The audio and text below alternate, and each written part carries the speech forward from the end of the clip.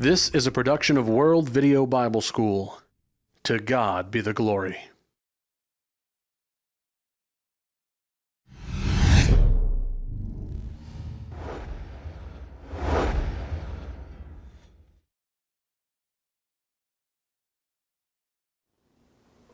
Let's talk about gambling. Is it an innocent pastime? Is it a way to fund education or something that helps our community? Something that you can do just for extra income? Or is it something with far-reaching consequences? Is it merely a recreational activity, or is it a serious moral problem? A man approached me one day and he said, I have a friend who likes to play the lottery. And he said, I was telling him that that's wrong. My friend asked me why. And he said, I got to thinking and I couldn't come up with a single verse in the Bible that addresses it. And so he said, I started searching and he said, quite frankly, there's not one. He said, I've always been told that gambling is wrong, but I can't come up with a single verse in the Bible that addresses this topic. Well, you know, it's true. There's no verse in the Bible that says, thou shalt not play blackjack. But it's not the case that the Bible doesn't address gambling. There are a number of biblical principles that come into play to answer this question and that do indeed teach that gambling is wrong. I want to go over some of these principles that I think clearly deal with this issue because I've heard arguments at times that I thought were very weak. And I've heard people argue, well, gambling is wrong because the Bible teaches that we're to work for our money. Well, that's true. We are to work for our money to make a living. But you know, if that argument's taken at face value, it would also condemn someone giving you a gift. But that's not right. We help poor people. We help people in need, but are they wrong because they accept money from a friend or from a church and they didn't work for it? Of course they're not wrong for that. Or someone might say, well, gambling is wrong because of the risk factor. Well, gambling is not wrong because of the risk factor. Risk in and of itself is not wrong. You know, life itself is a risk. When you get in your car and go to work in the morning, you're taking a risk. Being a Christian is a risk, especially in the first century, being a Christian was a risk. In the Bible, in Matthew chapter 25, the one-talent man was condemned because he wouldn't take a risk. When a farmer plants crops, he's taken a risk, but that doesn't mean that he has sinned. When a man buys stock in the stock market, that man takes a risk, but that doesn't mean that he's sinned. Risk is not what makes something sinful. And so we've got to be very careful about the arguments that we make. And I think oftentimes in Christianity, I believe the truth suffers because we make weak arguments. All right, let's begin by giving the definition of gambling. What are we talking about exactly? There are three basic elements of gambling. Number one, there's an uncertain, arbitrary event. Number two, there's the wager, something of value like money that's deliberately chanced on a particular outcome. And number three, there's a winner and there's a loser. And the winner wins at the direct loss of the other gambler or gamblers. And when you have all three of these things present, then you have gambling. Okay, let's talk about some of the reasons why gambling is wrong, some of the biblical reasons why gambling is wrong. Number one, covetousness. First, just ask yourself, what is it that motivates men to gamble? Just think about that for a minute. When I think about the question, what motivates men to gamble, two things immediately come to my mind: greed and covetousness.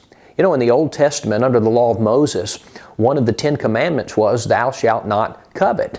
And that means don't lust after, don't long for, don't desire something that belongs to somebody else. Exodus 20 and verse 17 said, you shall not covet your neighbor's house, you shall not covet your neighbor's wife, nor his male servant, nor his female servant, nor his ox, or his donkey, nor anything that is your neighbor's. Well, what about his money that's on the table? How are you going to sit around the table and gamble over a poker game and not violate this passage? In Luke 12:15, Jesus said, take heed and beware of covetousness, for one's life does not consist in the abundance of the things he possesses. Now, why is gambling wrong? Because of what it motivates men to do. Now, here's a second reason. Reason number two, gambling preys on the weaknesses of others. You know, Christian principles are just the opposite of this. Christian principles teach, as we have opportunity, let us do good unto all men. That's Galatians 6:10. Now, that would involve helping those in need, not taking their money. Christian principles teach us to help the poor and to feed the hungry, but gambling does the opposite. It steals from the poor and it robs the hungry. In fact, I have read that the busiest day in the Atlantic City casinos is the day after welfare checks are sent out. Now that means that people who can't afford it are in the casinos hoping to strike it big. And a gambler may win at the loss of one who can least afford it. It preys on the weaknesses of others. A disproportionate number of the people who play the lottery are very poor, and they take food out of their children's mouths hoping to win the lottery. In fact, one study found that the poor bet approximately 3 times the amount wagered by persons in the middle and upper income areas. Another study concluded that the lotteries in Connecticut and Massachusetts were equivalent. Now listen to this. They were equivalent to a state sales tax of over 60% on lower income groups.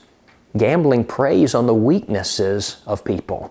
It profits from the pain of others. It's exactly opposite of what Christianity teaches. Now, reason number 3. Here's a third reason. Gambling is wrong because of what I'm calling the fruit test.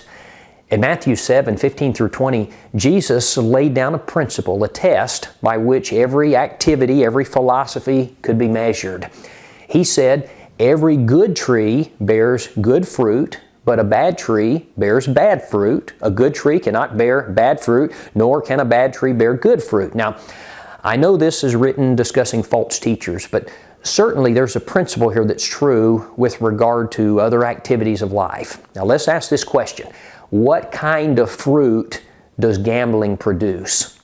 When legalized gambling arrives in a new community, does it raise the moral standards of that community? Does it help to lessen the hardships of families in that community? Or is it just the opposite? I want to tell you, it's just the opposite. I know that many times if you drive into a state that has legalized gambling, whether it be the lottery or a casino-filled strip or whatever, many times you will see the faces of $10 million winners smiling brightly on roadside billboards. And you might be tempted to think, this is a good thing. It's not a good thing. Gambling doesn't pass the fruit test. 8 months after casinos opened in Gulfport, Mississippi, the Gulfport Police Department noted the following. Now listen to this. Murder increased by 75%. Rape increased by 200%. Robbery increased by 311%. Assaults increased 64%. Burglary increased by 100%. Vehicle theft, 160%. 3 years after the casinos arrived, Atlantic City went from 50th to 1st in per capita crime. Well, what about the great state of Nevada, the home of Las Vegas, probably the gambling capital of the United States?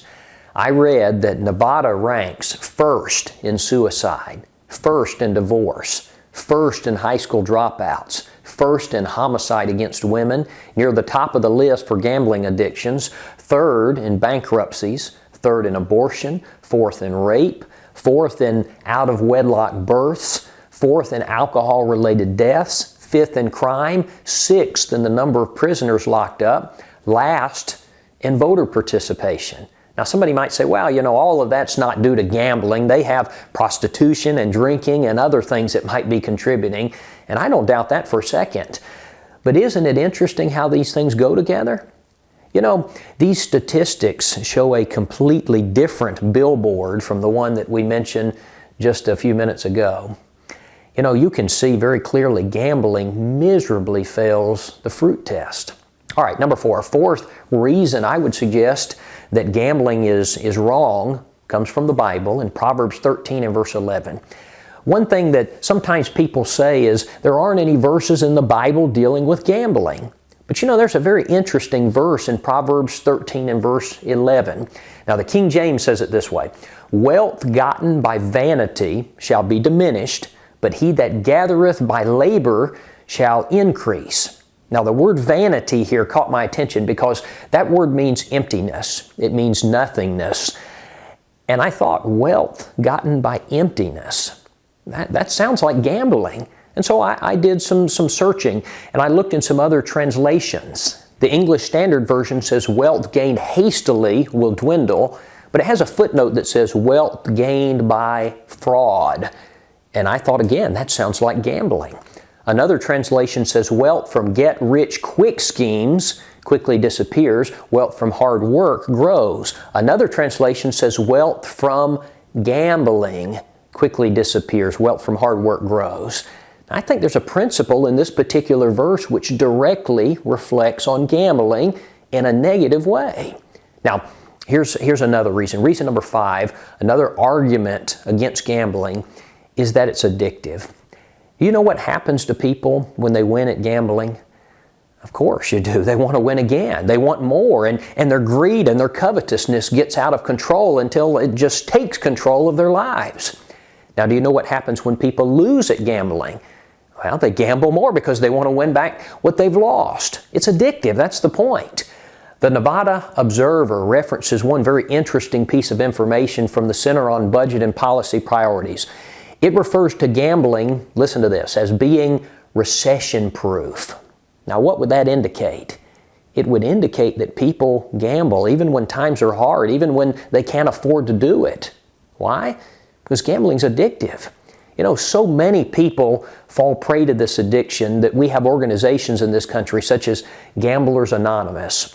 I read that one preacher in Texas said that in that state, in Texas, at least at this point in time, on the back of lottery tickets, there was a phone number for the Gamblers Helpline.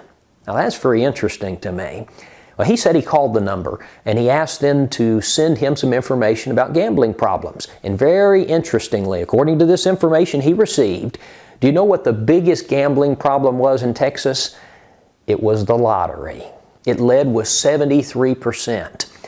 In the Christian Courier, Wayne Jackson cites one study revealing that 43% of those who gamble have a tendency toward compulsion that results in their spending more money than they can afford to spend. One article that I was reading online referenced the Dallas Times-Herald from a number of years ago, and it discussed a pawn shop owner who had people who would come in and sell their artificial limbs. And in one case, a glass eye, and in one case, a man pulled out a gold tooth, more than one case, where they pulled out gold teeth with pliers to hawk them for gambling money. Now, friends, that's addiction. 1 Corinthians 6 and verse 12, the Apostle Paul wrote, "I will not be brought under the power of any." Well, Paul, what do you mean by that? What did Paul have in mind when he said that? Listen to another version. Paul says, "I will not engage in any things which," now listen, "might get such a grip on me that I can't easily stop when I want to." But you know, that's the nature of gambling. Now here's a 6th reason. Reason number 6. Perhaps one of the most obvious problems with gambling is poor stewardship. You know, in Matthew 25, the Bible talks about the parable of the talents. And oftentimes when that parable is taught, it's used to teach that we should use our talents in the service to God. And certainly I don't think that's a misuse. We should use our talents in the service of God. But you know, in that parable, a talent refers to a unit of money, just like we might use the term dollar. And some people think that this is specifically a parable dealing with stewardship of our money. Well, whether that's the specific point or not, it certainly has an application. Now, the point of the parable is that God expects us to be good stewards of our money or our blessings or whatever it is that we possess. Now, the one-talent man was not a good steward. Now, how does gambling relate to stewardship? Let's talk about some statistics for a minute. The odds of winning the lottery, now of course it depends on where you play and a number of different factors, but I read that the odds vary from 18 million to 1 all the way to 120 million to 1. Neither one is good. It's not good either way. But would you consider this with me? And I'm going to use the big number here, 120 million to 1. The odds of being struck by lightning are 2,650,000 to 1. That means you're 45 times more likely to die from lightning strike than to win the lottery. You are 120 times more likely to die from flesh-eating bacteria than to win the lottery. The chances of playing golf with 3 of your friends and 2 of you getting a hole-in-one in the same hole are higher than winning the lottery. You're 1,200 times more likely to die from snake bite or bee sting than to win the lottery. If you drive 10 miles to purchase a lottery ticket, then you are 20 times more likely to be killed in a car accident along the way than to win the jackpot. Now, I read that two of the biggest lottery programs are Powerball and Mega Millions. Now, for Powerball, the odds of winning the jackpot with any given ticket are 1 in 146,107,962. Now, for Mega Millions, the odds are 1 to 175,711,536. These are higher odds than we were just talking about. The odds of winning either one of these is essentially zero. Now, what if you're your financial manager, your guy at Edward Jones or Charles Schwab Investments or whoever your broker is? What if he was sinking a certain portion of your retirement funds into a fund that had essentially zero chance, or a 1 in 175 million chance of being successful? Would you consider him to be a good steward, a good manager of your money? How long would it take you to fire him? You know, the lottery is sinful because the Lord is going to hold us accountable for our stewardship, for our management.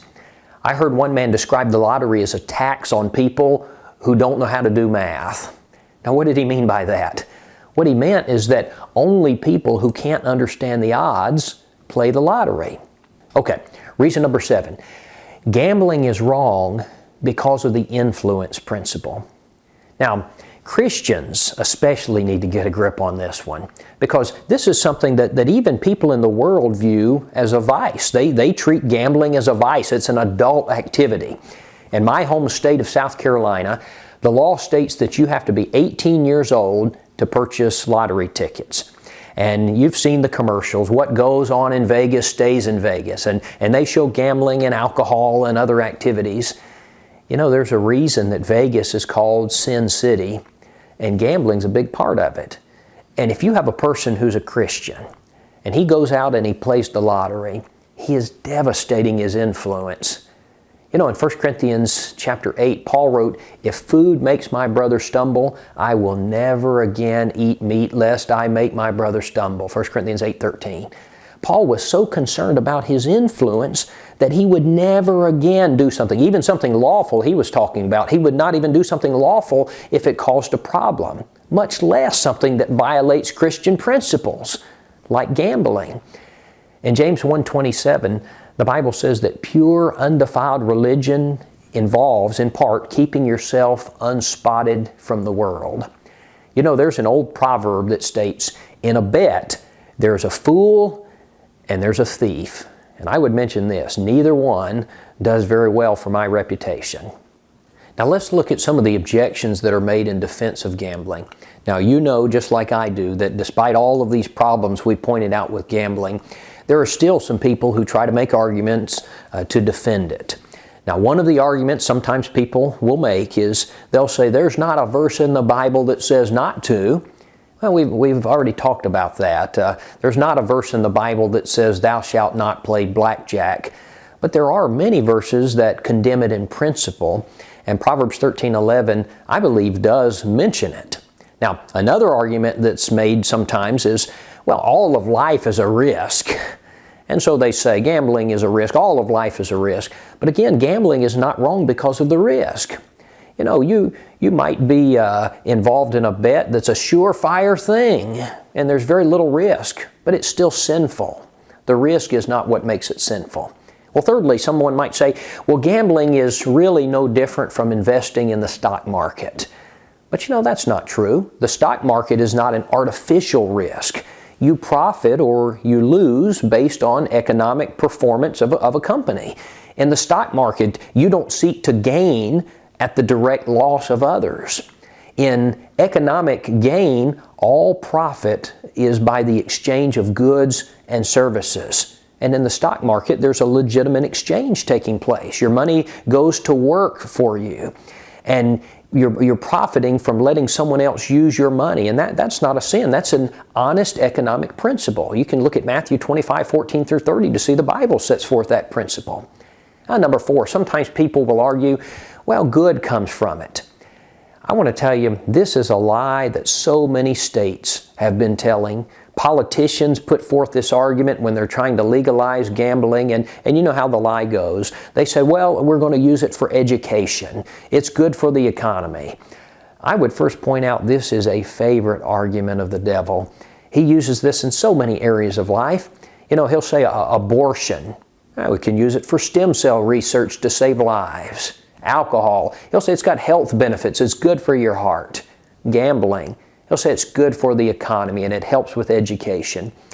A man named Michael Fitzgerald, who's a columnist for the Stockton, California Record, he deals with this economic argument for gambling, and specifically he's talking about casinos. He says not so. He cites a 1994 study out of the University of Illinois that indicated that the social problems created by gambling addiction, domestic abuse, suicide, crime, indebtedness, etc., outweigh by far any benefits to the community. In fact, the gambling enterprise cost taxpayers $3 for every $1 of state revenue collected. Additionally, a Creighton University study found that counties with casinos have soon doubled the bankruptcy rate of counties without casinos. And so don't buy this benefit argument. According to information on the Nevada Resort Association website from January 2009, over a third of all of the funding for Nevada's public schools came from the gaming industry, gambling. But it's very interesting because when you consult the Nevada Department of Education, you find a different story. Their Quick Facts Guide says that only 15% of the educational funding comes from gambling. You see, the benefit argument is just another carefully crafted lie of the devil. And you know, besides all this, the Bible teaches that it's never right to do wrong. And when Christians start to reason that way, we'll do wrong so that good may come, we really get ourselves into big trouble. Now, a fifth attempt to defend gambling says, well, I only spend $1 a week. I only buy one lottery ticket a week. I'm not wasting that much money. It's a cheap way to have some fun. It gives me something to hope for. You know, if you want something to hope for, then lay up for yourself treasures in heaven, Matthew 6:20. And you know, regardless of what you might say, you are wasting money. $1 a week, that's $52 a year. And for a missionary in Africa, $52 a year could make a lot of difference. And certainly it's the case that you're hurting your influence. You know, it would be hard to turn around when you're standing in line to buy a lottery ticket. It would be hard to turn around and try to talk to the person behind you in line about the gospel. And I would say this. If you think about this, I'm only doing a little bit argument. What if we applied that to other areas? What if I said, well, I only look at a little pornography, or I only use the Lord's name in vain a little bit, or I only cheat on my taxes a little bit? We wouldn't accept that argument. Now, let's answer some questions. First, what about the sweepstakes or door prizes or a company that's, say, giving away something in a drawing? Would it be wrong for me to enter my name in the Publishers Clearinghouse sweepstakes? No, I don't believe that it would be. First, it doesn't fit the definition of gambling. Remember the three basic elements of gambling that we talked about in the beginning of this material? In the sweepstakes, there's no wager. It doesn't cost you anything, and so it doesn't meet the definition of gambling. And the winner doesn't win at the direct loss of the others. What it amounts to is it's a prize, it's a gift. Now someone says, well, what about a cake raffle where they sell tickets at a school and the winner, you buy the tickets and the winner gets a cake? Well, that would be gambling because it does meet the definition of gambling. It's something that a Christian should not participate in. You know, the devil will tell us a lot of lies. He will tell us that it helps schools, it's good for the education, it boosts the economy. But anything that takes from the poor, wreaks havoc on communities, promotes covetousness and addiction, and hurts my reputation as a Christian, that's something that I want no part of. Gambling is a sin any way you roll the dice.